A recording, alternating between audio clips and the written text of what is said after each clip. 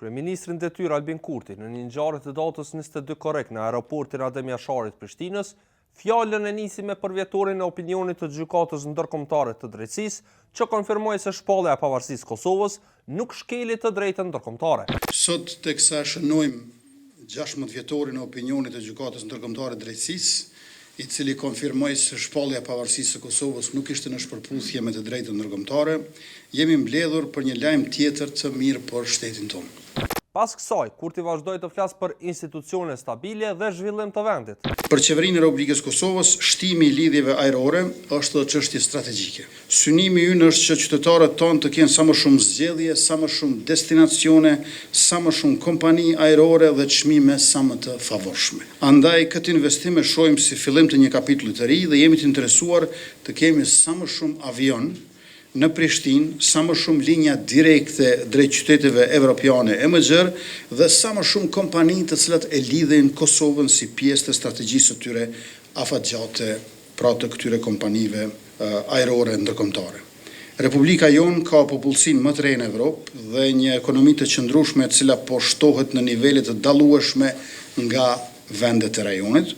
Stabiliteti institucional dhe potenciali i madh zhvillimor janë arsye të forta që investitorët duhet ta shohin Kosovën si shtet serioz dhe partner afatgjat. Kurti këto fjalë i tha para diplomatëve dhe ekipeve të mediave. Megjithatë, duhet kujtuar se vendi aktualisht është në krizë institucionale. S'ka kuvend funksional, siç nuk ka zgjedhur edhe presidentin e ri. Para 12 ditësh, saktësisht më 10 korrekt, Kurti ka zhvilluar takimet e fundit me partitë tjera politike që me i formu institucionet e reja. Prej atëherë, nuk ka pas tesë e as takim zyrtar, edhe pse vendi është në një blokadë prej tashmë një viti e gjysmë. Kjo blokadë po ndikon edhe në zhvillimin e vendit. Një prej shembujve më praktik është mos arritja për me i përfitu miliona euro nga plani i rritjes i Bashkimit Evropian. Për shkak të mungesës së institucioneve, Kosova llogaritet se i ka humbë mbi 40 milion euro të parapara me këtë plan. Vendimi përfundimtar se sa para kanë humbur, megjithatë po pritet nga Brukseli. Vendi konsiderohet se humbi këto mjete për shkak se nuk arritën të miratohen një sër ligjesh në kuvendin e Kosovës dhe jo vetëm kaq.